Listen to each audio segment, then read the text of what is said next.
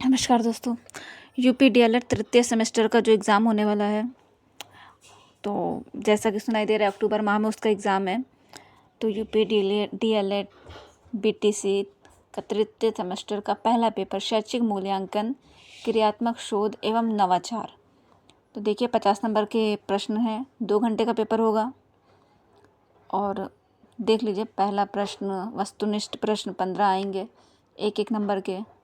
15 प्रश्न अति लघु और बाकी के लघु उत्तरीय प्रश्न। तो चलिए इसी के साथ पहला प्रश्न देखते हैं। पहला प्रश्न है वस्तुनिष्ठ प्रश्न, बहुविकल्पीय प्रश्न। पहला प्रश्न है, मूल्यांकन प्रक्रिया का केंद्र बिंदु होता है। मूल्यांकन प्रक्रिया का केंद्र बिंदु होता है। ऑप्शन 1 शिक्षक, ऑप्शन 2 विद्यालय, ऑप्शन 3 विद्यार्थी या ऑप्शन 4 प्रधानाचार्य। इसमें से सही आंसर क्या है? तो इसका सही आंसर है ऑप्शन 3 विद्यार्थी। मूल्यांकन प्रक्रिया का केंद्र बिंदु होता है विद्यार्थी। मूल्यांकन प्रक्रिया का केंद्र बिंदु विद्यार्थी होता है, क्योंकि मूल्यांकन का मुख्य उद्देश्य छात्रों को सीखने की क्षमता को बढ़ाना और सीखने में आने वाली कठिनाइयों को समझना है। हमारा दूसरा प्रश्न है, रचनात्मक मूल्यांकन का मुख्य उद्देश्य क्या है? रचनात्मक मूल्यांकन का मुख्य उद्देश्य क्या है? ऑप्शन देखिए। ऑप्शन 1 है अगली कक्षा में छात्रों को डालना। ऑप्शन 2 है छात्रों को सीखने की क्षमता को बढ़ाना। ऑप्शन 3 है कक्षा में सहयोग देने के गुण को बढ़ाना। ऑप्शन 4 है सीखने में आने वाली कठिनाइयों को समझना। रचनात्मक मूल्यांकन का मुख्य उद्देश्य क्या है? तो इसका आंसर है, सही आंसर है ऑप्शन 2 छात्रों के सीखने की क्षमता को बढ़ाना। रचनात्मक मूल्यांकन का मुख्य उद्देश्य छात्रों के सीखने की क्षमता को बढ़ाना और उनकी प्रगति को समझना है, ताकि उन्हें बेहतर सीखने में मदद मिले। प्रश्न नंबर 3, मूल्यांकन मापन से अलग है, कैसे? मूल्यांकन मापन से अलग है, कैसे अलग है? तो ऑप्शन देखिए। ऑप्शन 1 ऑप्शन 1 मात्रात्मक न्याय की प्रक्रिया। ऑप्शन 2 निर्णय की व्यापक प्रक्रिया। ऑप्शन 3 गुणात्मक न्याय की प्रक्रिया या ऑप्शन 4 सुरक्षित किए गए अंकों के आधार पर निर्णय लेना। तो इसका सही आंसर है ऑप्शन 3 गुणात्मक न्याय की प्रक्रिया। मूल्यांकन मापन के गुणात्मक न्याय की प्रक्रिया के कारण अलग है, क्योंकि मापन केवल मात्रात्मक होता है, जबकि मूल्यांकन मात्रात्मक और गुणात्मक दोनों होता है। तो समझ में आ रहा होगा। तो ये जो प्रीवियस ईयर का क्वेश्चन पेपर है वही आपके सामने है। अब देखिए, समझिए और अच्छे से पेपर दीजिए। प्रश्न नंबर 4, मापन का सामान्य सिद्धांत संबंधित है। मापन का सामान्य सिद्धांत संबंधित है। ऑप्शन 1 गणित से, ऑप्शन 2 विज्ञान से, ऑप्शन 3 भूगोल से या ऑप्शन 4 अर्थशास्त्र से। तो इसका सही आंसर क्या है? तो इसका सही आंसर है गणित से। मापन का सामान्य सिद्धांत गणित से संबंधित है। प्रश्न नंबर 5, निम्नांकित में कौन एक प्रभावी मूल्यांकन प्रणाली की विशेषता नहीं है? ऑप्शन 1 विश्वसनीयता, ऑप्शन 2 लचीलापन, ऑप्शन 3 वैधता या ऑप्शन 4 जटिलता। तो इसका सही आंसर है ऑप्शन 4 जटिलता। जटिलता एक प्रभावी मूल्यांकन प्रणाली की विशेषता विश्वसनीयता, वैधता और लचीलापन होती है। ठीक है, एक प्रभावी मूल्यांकन प्रणाली की जो विशेषता होती है वो विश्वसनीयता है, वैधता है और लचीलापन, जटिलता नहीं। प्रश्न नंबर 6 देखते हैं। तो प्रश्न नंबर 6 है, विज्ञान का आरंभ अवलोकन से होता है तथा इसकी अंतिम पुष्टि के लिए अवलोकन में ही लौटना पड़ता है। अवलोकन की ये परिभाषा किसकी है? तो ऑप्शन देखिए, ऑप्शन 1 प्रोफेसर SK दुबे की, ऑप्शन 2 गुड तथा हैट की, ऑप्शन 3 क्रो एंड क्रो की, ऑप्शन 4 मैकोबी एवं मैकोबी की। तो इसका सही आंसर क्या है? इसका सही आंसर है ऑप्शन 2 गुड तथा हैट की। ये परिभाषा किसके द्वारा है? ये परिभाषा गुड तथा हैट द्वारा दी गई थी। तो प्रश्न नंबर 7, सार्थक ज्ञान के लिए निदान एवं उपचार का मार्ग प्रशस्त करता है। सार्थक ज्ञान के लिए निदान एवं उपचार का मार्ग प्रशस्त करता है। ऑप्शन 1 सामान्य मूल्यांकन, ऑप्शन 2 मापन, ऑप्शन 3 सतत मूल्यांकन या ऑप्शन 4 व्यापक मूल्यांकन। तो इसका सही आंसर है ऑप्शन 3 सतत मूल्यांकन। सतत मूल्यांकन सार्थक ज्ञान के लिए निदान और उपचार का मार्ग प्रशस्त करता है, क्योंकि ये छात्रों की प्रगति का नियमित रूप से आकलन करता है। तो इसका सही आंसर है ऑप्शन 3 सतत मूल्यांकन। प्रश्न नंबर 8, शिक्षार्थियों के सतत एवं समग्र मूल्यांकन CCE पर प्रभावी जोर दिया गया। इसका ऑप्शन देखिए, ऑप्शन 1 राष्ट्रीय शिक्षा नीति 1986 में, ऑप्शन 2 प्रथम राष्ट्रीय शिक्षा नीति में, ऑप्शन 3 मुदालियर आयोग की सिफारिश में या ऑप्शन 4 इनमें से कोई नहीं। तो इसका सही आंसर है ऑप्शन 1 राष्ट्रीय शिक्षा नीति 1986 में। राष्ट्रीय शिक्षा नीति 1986 में शिक्षार्थियों के सतत एवं समग्र मूल्यांकन CCE पर प्रभावी जोर दिया गया था। तो इसका सही आंसर है ऑप्शन 1। प्रश्न नंबर 9, बौद्धिक योग्यता में बौद्ध का अंग नहीं है। बौद्धिक योग्यता में बौद्ध का अंग नहीं है। ऑप्शन देखिए, ऑप्शन 1 अनुवाद, ऑप्शन 2 विवेचना, ऑप्शन 3 वागिफ्तार, ऑप्शन 4 अनुप्रयोग। तो इसका सही आंसर है ऑप्शन 3 वागिफ्तार। बौद्धिक योग्यता में बौद्ध का अंग अनुवाद, विवेचना और अनुप्रयोग होता है, वागिफ्तार नहीं। प्रश्न नंबर 10, बच्चों के सीखने की प्रगति के वर्णन अभिलेख किस पर आधारित हैं? बच्चों के सीखने की प्रगति के वर्णन अभिलेख किस पर आधारित है? ऑप्शन 1 मौखिक तकनीक, ऑप्शन 2 परियोजना तकनीक, ऑप्शन 3 अवलोकन तकनीक या ऑप्शन 4 अभिन्यास तकनीक।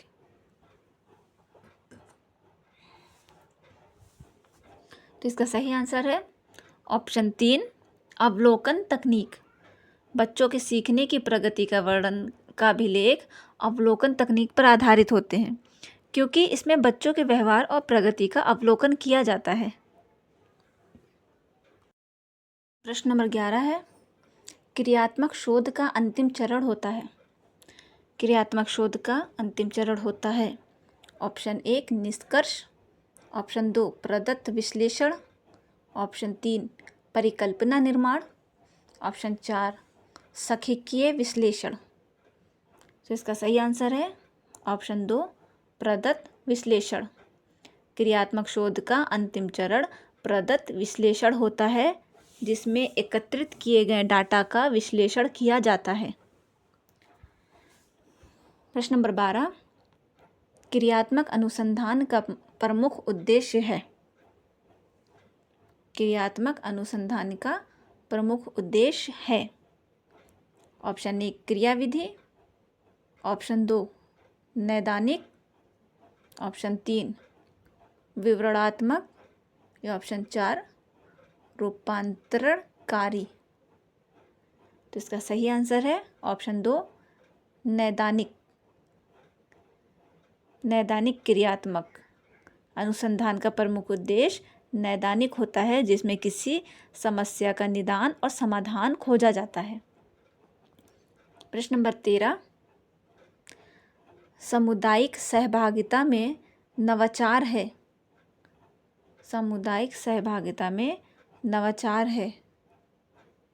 Option 1 NCC, option 2 scouting, option 3 red cross संस्था, ऑप्शन 4 उपर्युक्त सभी। तो इसका सही आंसर है ऑप्शन 4 उपर्युक्त सभी। सामुदायिक सहभागिता में नवाचार एनसीसी, रेड क्रॉस संस्था और स्काउटिंग सभी हैं। प्रश्न नंबर 14, क्रियात्मक शोध के प्रवर्तक हैं। क्रियात्मक शोध के प्रवर्तक हैं। Option 1 S Stevens, option 2 GC.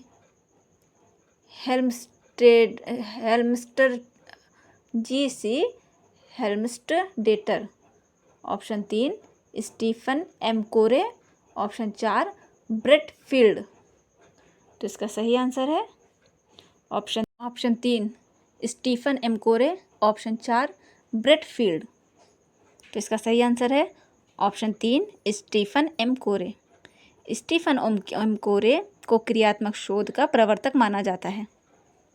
प्रश्न नंबर 15, एक विद्यालय के प्रधानाचार्य द्वारा विद्यार्थियों की विभिन्न संवेगात्मक समस्याओं के कारणों को पहचानने व उन्हें, ऑप्शन 1 उन्हें दूर करने हेतु कौन सा अनुसंधान किया जाता है।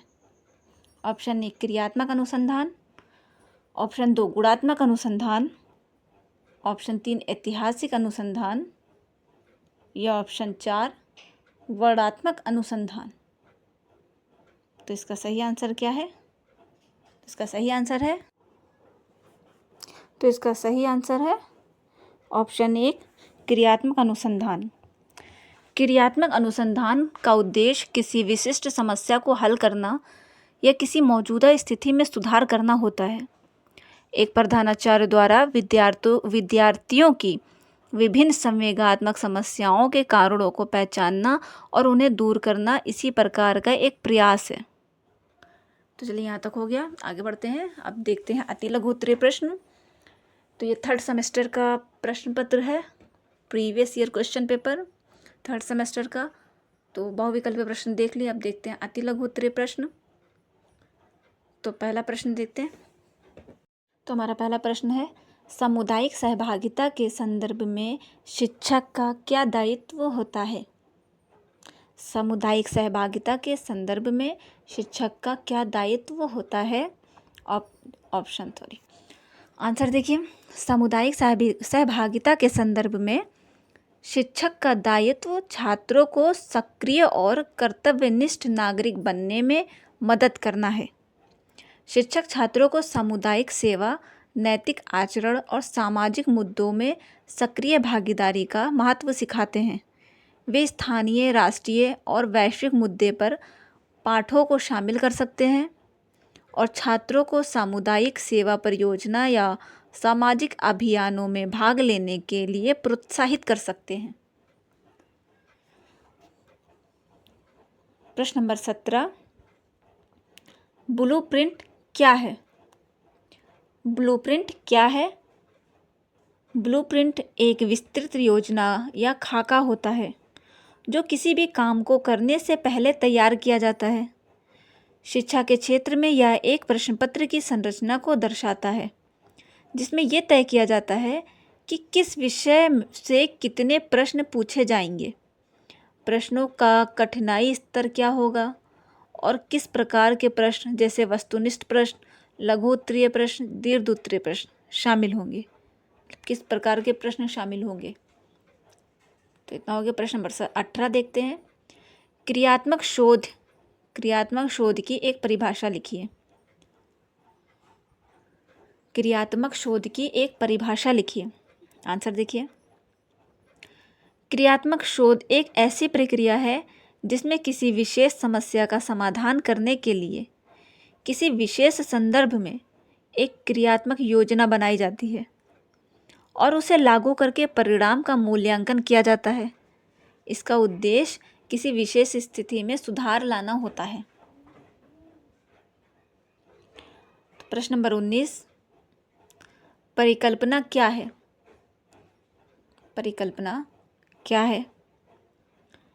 तो आंसर देखिए, परिकल्पना एक संभावित समाधान या विचार है जिसे किसी शोध या प्रयोग के दौरान जांचा जाता है। यह एक अस्थायी कथन होता है जो किसी घटना या समस्या के कारण और प्रभाव के बीच संबंध को बताता है।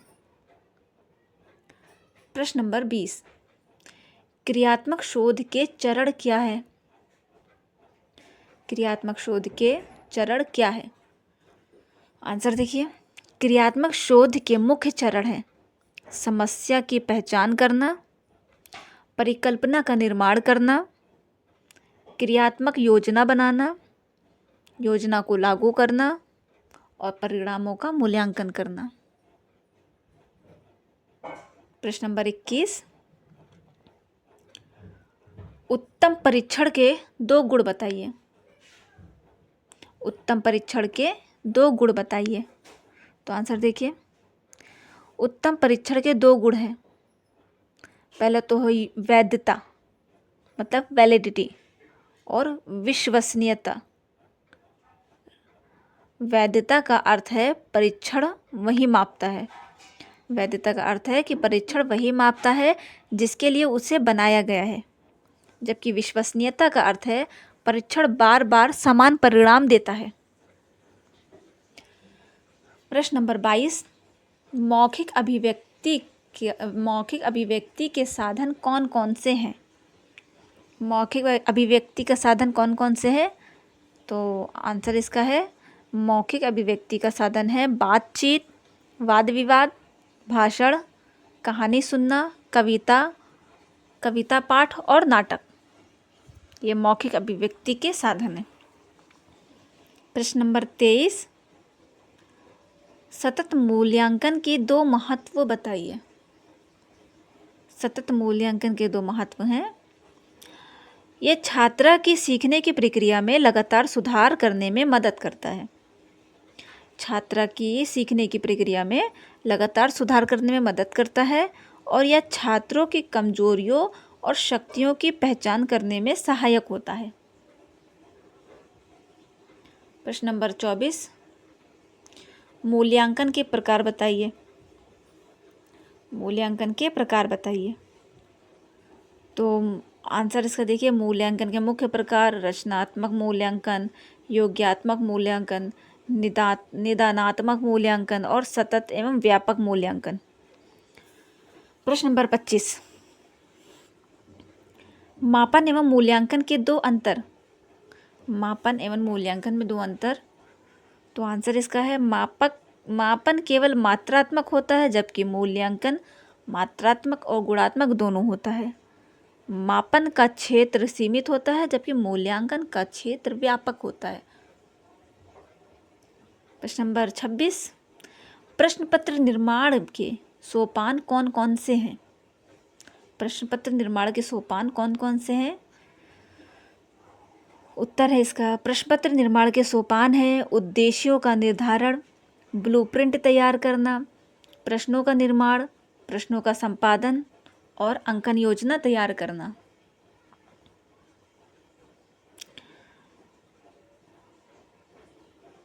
आगे है प्रश्न नंबर 27, साक्षात्कार से आपका क्या तात्पर्य है? साक्षात्कार से आपका क्या तात्पर्य है? तो इसका आंसर देखिए, साक्षात्कार एक मौखिक प्रक्रिया है जिसमें 2 या 2 से अधिक व्यक्ति किसी विशेष उद्देश्य के लिए आमने सामने बातचीत करते हैं।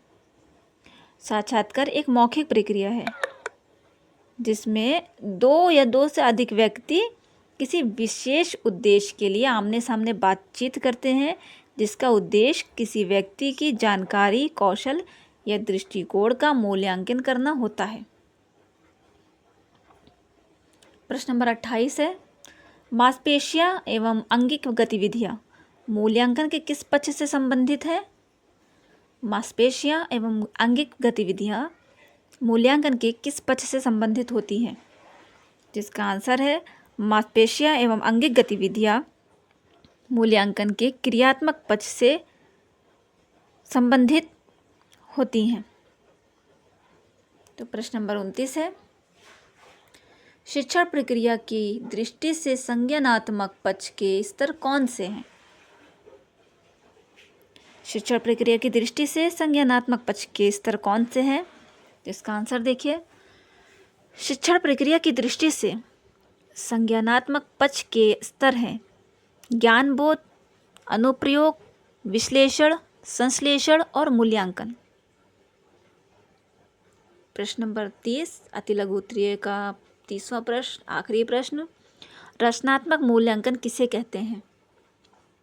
तो इसका आंसर देखिए, रचनात्मक मूल्यांकन वो मूल्यांकन है जो शिक्षण अधिगम प्रक्रिया के दौरान छात्रों की प्रगति का आकलन करने के लिए किया जाता है। इसका उद्देश्य छात्रों की कमजोरियों को पहचानना और उन्हें दूर करने के लिए तत्काल प्रतिक्रिया देना है। तो रचनात्मक मूल्यांकन भी समझ में आ गया होगा। चलिए आज के लिए तो इतना ही। वस्तुनिष्ठ प्रश्न और बहुविकल्पीय प्रश्न बता दिए हैं, इतना तो आप लोगों को समझ में आ गया होगा। चलिए फिर आगे की वीडियो और आएगी।